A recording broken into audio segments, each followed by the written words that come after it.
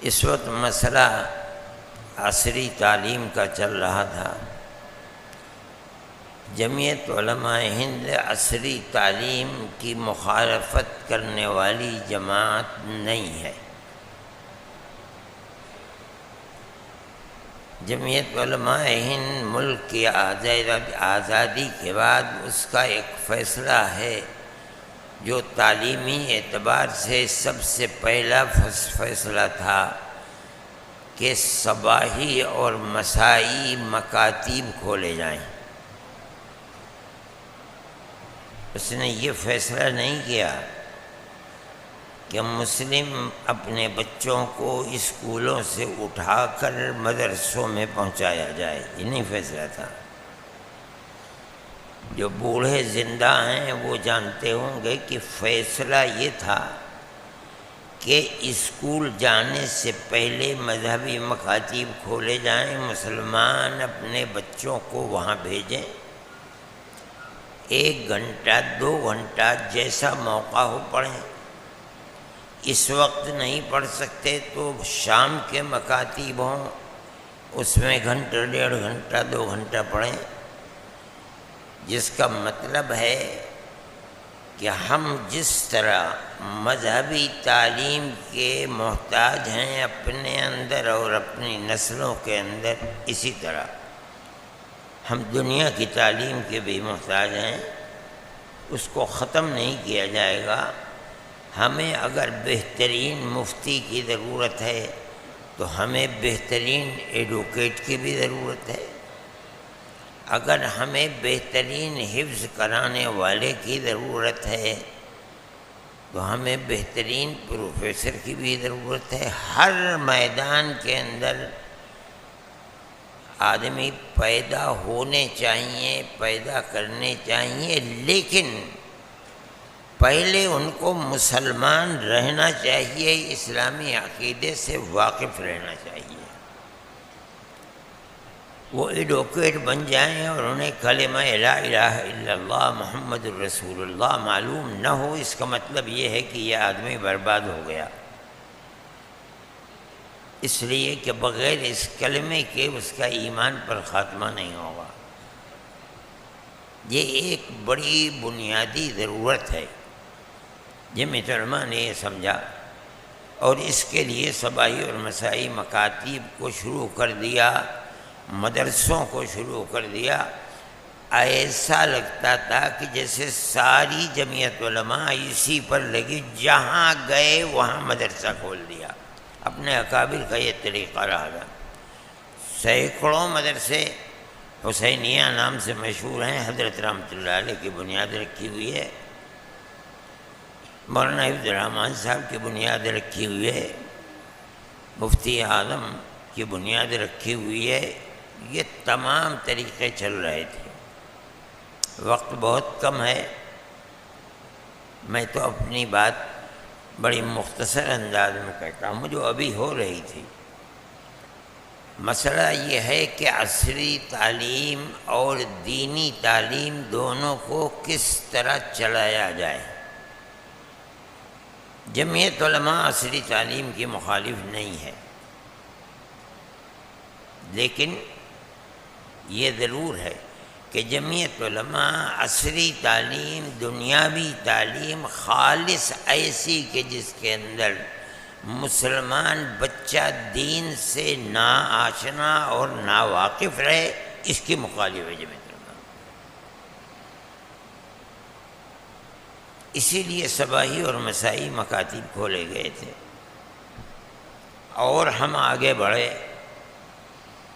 یہ لگنے لگا کہ اب ان 10 سالوں کے اندر ایسا لگا کہ گورنمنٹ کی یہ پالیسی بنے گی کہ بچہ 14 سال تک پہنچتے پہنچتے ہر بچہ چاہے وہ جہاں بھی رہتا ہو اسے 10ویں کو پاس کرنا ہے، جس کا مطلب ہے کہ عصری تعلیم ہر بچے کے لیے پڑھنا لازمی ہے۔ بغیر اس کے پڑھے ہوئے نہ ہم اس کو عالم سمجھیں گے، نہ گورنمنٹ اسے چھوڑے گی۔ جس کا مطلب یہ ہے کہ یہ لگنے لگا کہ گورنمنٹ کی پالیسی یہ ہے کہ ہر بچے کے لیے 10ویں تک کی تعلیم حاصل کرنا لازم ہے۔ اب سوال پیدا ہوتا ہے کہ کس طرح ہوگا؟ ہمارا اپنا جو ایک نصاب تعلیم ہے وہ قرآن کے حفظ کے بعد 8 سال کا تعلیم ہے دارالعلوم دیوبند، اور اس کے منہج، اس کے طریقے کے اوپر جو لوگ چلتے ہیں انہیں 8 سال تک اپنی تعلیم کو پورا کرنا ہے۔ کیسے ہو بات؟ دونوں کو جمع کیسے کیا جائے؟ یہ ہم جانتے ہیں اپنے 83 سالہ تجربے کے بعد کہ دونوں ساتھ نہیں چل سکتے۔ دارالعلوم میں بیٹھ کر ہم نے غور و خوض کیا اور ہم ایک نتیجے پر پہنچے کہ اگر تعلیمی پالیسی وہ ہے کہ ہر بچے کو 10ویں یا 12ویں پاس کرنا ہی کرنا ہے تو دارالعلوم اس سے مستثنیٰ نہیں رہ سکتا۔ ہمیں اپنے بچوں کو وہاں اس عمر تک 10ویں یا 12ویں پاس کر لینا ہے۔ تو سوال پیدا ہوتا ہے کہ دنیا کی اس تعلیم اور دینی تعلیم کے ساتھ بچہ پڑھے کیسے؟ آپ حضرات مدرسوں سے فارغ ہیں، آپ حضرات خوب سمجھتے ہوں گے کہ طالب علم بالکل ابتدائی تعلیم یعنی نحو و صرف کی تعلیم کے ساتھ ساتھ دنیا کی تعلیم کو پڑھ کر اپنے آپ کو آگے بڑھا دے، یہ ممکن نہیں ہے۔ ہمارا جو نصاب تعلیم ہے وہ اس کا متحمل نہیں ہے۔ کوئی بچہ اپنے اندر ایسا ہنر رکھتا ہو یہ الگ بات ہے۔ اس لیے ہم نے ایک بات طے کی اور خوب غور و خوض کر کے طے کی اور یہ فیصلہ کر کے طے کی کہ آیا یہ ہو سکتا ہے یا نہیں ہو سکتا۔ جب ہم اور ہمارے بزرگ عصری تعلیم کے مخالف نہیں ہیں تو عصری تعلیم ایسا شجر ممنوع نہیں ہے کہ وہ مدارس اسلامیہ کے اندر داخل نہیں ہو سکتی۔ ہو سکتی ہے، ہم اسے کریں گے، لیکن ہم اپنا نظام تعلیم ایسا بنائیں گے کہ بچہ حفظ ناظرہ قرآن پڑھتا ہے، حفظ قرآن کرتا ہے، پھر اس کے بعد دور کرتا ہے، پھر اس کے بعد وہ فارسی پڑھتا ہے، فارسی کے سال جماعت کو پورا کر کے اب اس کے بعد وہ میزان میں داخلہ لیتا ہے۔ کم از کم 3 ساڑھے 3 سال اس کو ناظرہ اور حفظ قرآن میں لگ جاتے ہیں۔ عام طریقے پر دور میں 1 سال اس کو لگتا ہے قرآن حفظ کا۔ پھر دارالعلوم دیوبند کے اندر 3 سال 5 سال کا ہے، لیکن میں کہتا ہوں اور مدرسوں فارسی کے 3 سال پورے کرتا ہے، پھر اس کے بعد وہ عربی کے اندر آتا ہے۔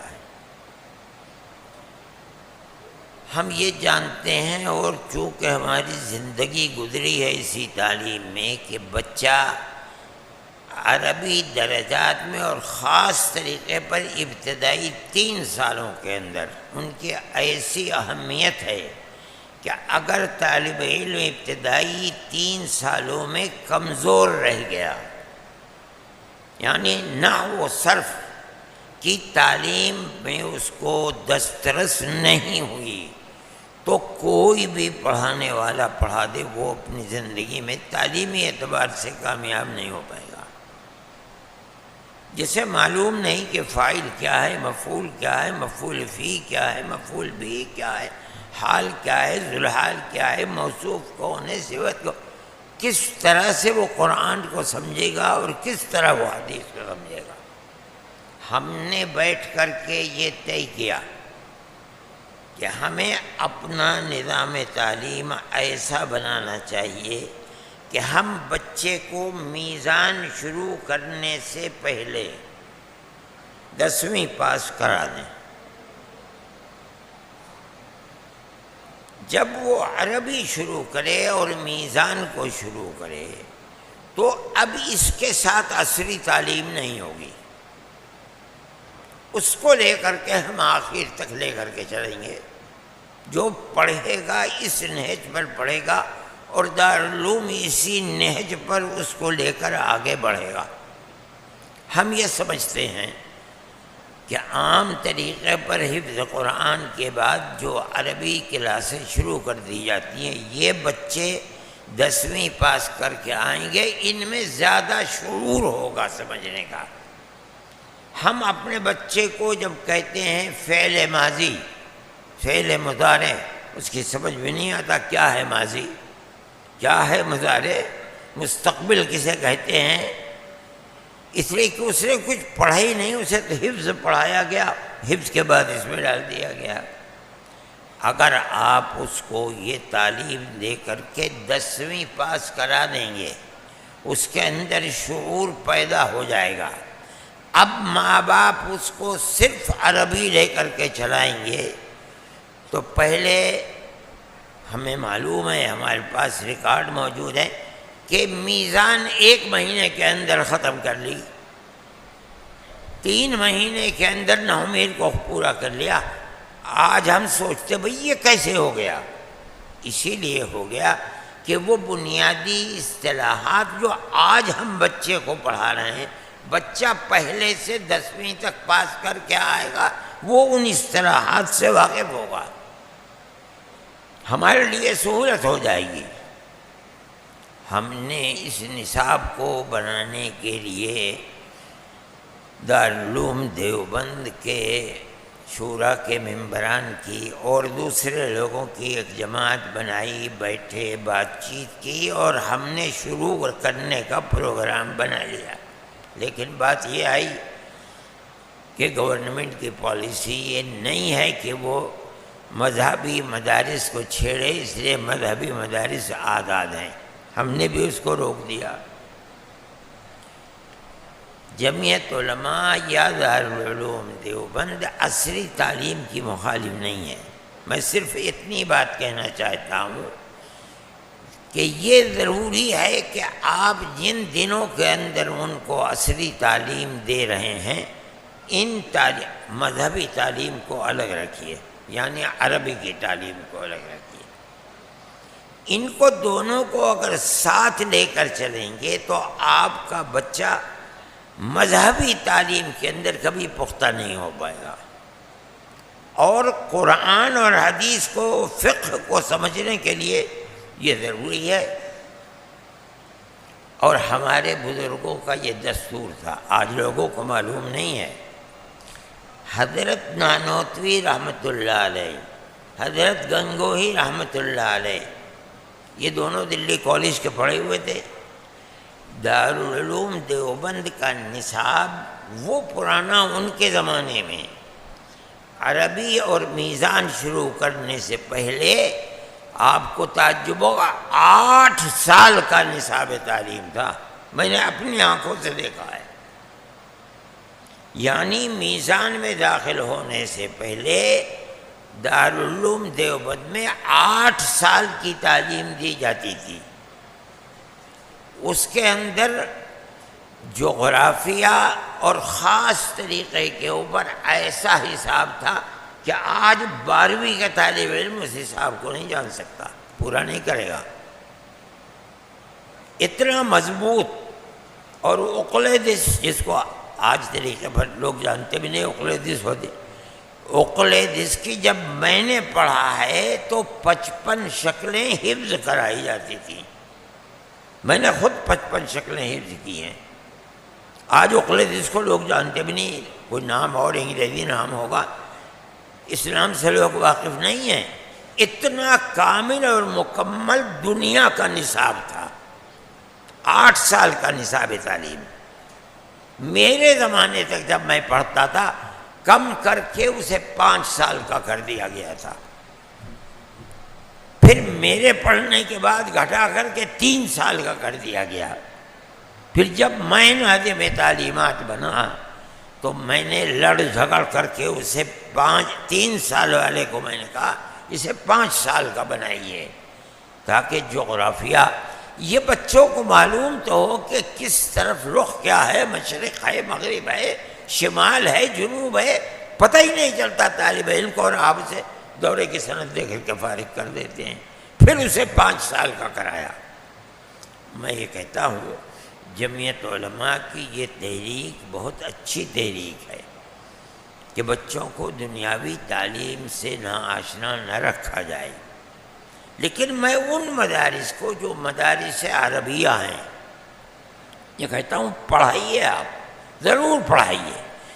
دارالعلوم میں اگر ہماری زندگی کے اندر ایسا کوئی موقع آیا کہ دارالعلوم میں عصری تعلیم کا ہونا ضروری ہو گیا، اور اسی طریقے پر کہ 10ویں تک پہنچتے پہنچتے یا 12ویں تک 14 سال کی اس کی عمر ہونی چاہیے، ہم انشاءاللہ دونوں نصاب الگ الگ کریں گے۔ جب تک یہ نصاب ہے اس وقت تک عربی شروع نہیں ہوتی۔ جب عربی شروع ہو جائے اب طالب علم صرف قرآن و حدیث اس کے مبادیات کو پڑھے گا، اب اس کا تعلق دنیاوی تعلیم سے الگ ہے، تاکہ ہمیں بہتر سے بہتر مفتی مل سکے، ہمیں بہتر سے بہتر محدث مل سکے، ہمیں بہتر سے بہتر قرآن کے معانی کو پڑھانے والا مل سکے۔ اگر آپ ان دونوں کو ملا دیں گے تو ہر علم کی اپنی پہچان ہے، اس کے انجام اور نتائج ہیں۔ عصری تعلیم پہلا نمبر لے گی، مذہبی تعلیم دوسرا نمبر لے گی، مدارس کی جڑ کو نقصان پہنچے گا۔ یہ ہمارا ایک طے کیا ہوا نظام ہے جو دارالعلوم میں بیٹھ کر سب نے مل جل کر طے کیا ہے، اور ہم یہ سمجھتے ہیں کہ یہ تحریک جمعیت علماء کی کہ عصری تعلیم کو بس سے بچے شروع کریں، اس میں کوئی حرج کی بات نہیں۔ حفظ قرآن کے ساتھ یہ تعلیم چل سکتی ہے، اس لیے کہ حفظ کا مسئلہ صرف رٹنے کا ہے، سمجھنے کا نہیں ہے۔ جب آپ عربی کے اندر گئے اب رٹنے کا مسئلہ، اب سمجھنے کا مسئلہ ہے۔ وہ تعلیم اور یہ تعلیم، وہ تعلیم اس کے لیے حارج بن جائے گی۔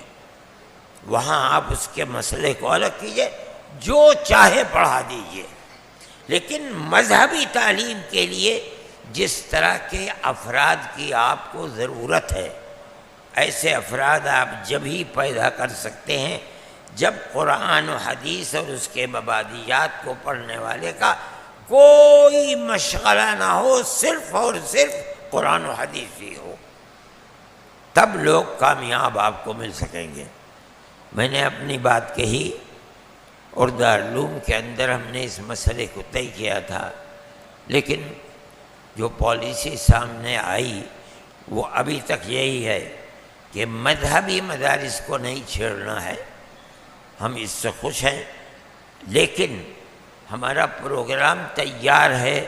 جس دن یہ صورت پیش آئے گی کہ ضروری ہے یہ تعلیم، اور ہماری مذہبی تعلیم کو تعلیم کا فلسفہ بنانے والے لوگ تعلیم نہیں سمجھتے ہیں، اس دن اعلان کر دیں گے کہ ہم اس تعلیم کو نہیں چلنے دیں گے، تو ہم تا بمقدور کوشش کر کے مذہبی تعلیم کو چلائیں گے، لیکن جو ضروری تعلیم عصری تعلیم کو ہوگی اس جگہ تک پہنچا کر کے پھر طالب علم کی زندگی کو ادھر لے لیں گے۔ یہ ہمارا ایک نہج ہے۔ میں یہ سمجھتا ہوں کہ عصری تعلیم کو لے کر کے ساتھ چلنا چاہیے، مگر اپنی تعلیم کی اہمیت کو اپنے ساتھ سامنے رکھا جائے اور اس طریقے پر لے کر چلا جائے کہ مسلمان بچہ مذہبی تعلیم سے ناآشنا نہ رہے اور نہ ہی عصری تعلیم اس کے لیے حارج بن سکے۔ بہتر سے بہتر دنیا کی تعلیم کو پڑھنے والا اور بہتر سے بہتر مفتی عالم دین بننے والا ایسے افراد اگر پیدا ہوں گے تو ہندوستان جیسے ملک کے اندر انشاءاللہ جس طرح سے آج تک دینی تعلیم موجود ہے اور بہت اچھے پیمانے پر موجود ہے، انشاءاللہ مستقبل کے اندر بھی اسی طرح چلتی رہے گی۔ میں صدر محترم کا ممنون و مشکور ہوں کہ انہوں نے مجھے دعوت دی اپنے اس اجلاس کے اندر، اور اللہ تعالی جمعیت علماء کو دن دونی رات چوگنی ترقی عطا فرمائے۔ جن حالات میں ملک چل رہا ہے اور جس طرح کی باتیں سامنے آ رہی ہیں مسلمان اور اسلام کے خلاف، یہ گویا کہ اللہ کے دیے ہوئے چلائے ہوئے چراغ کو بجھانا چاہتے ہیں۔ قرآن کا فیصلہ ہے یریدون ان یطفئوا نور اللہ بافواہہم ویأبی اللہ الا ان یتم نورہ۔ اللہ تعالیٰ اس کے اتمام تک پہنچانے والے ہیں، اس لیے ہمیں یہ کوشش کرنی چاہیے، جمعیت علماء کو جو کرنا چاہیے وہ کر رہی ہے کہ مسلمان کے لیے جو چراغ نبی کریم علیہ السلام نے جلایا تھا اسلام کا، قیامت تک اور اسلامی علوم و معارف زندہ رہیں اور زندہ رکھنے والے کام کرتے رہیں۔ میں جمعیت علماء کے صدر محترم کو اور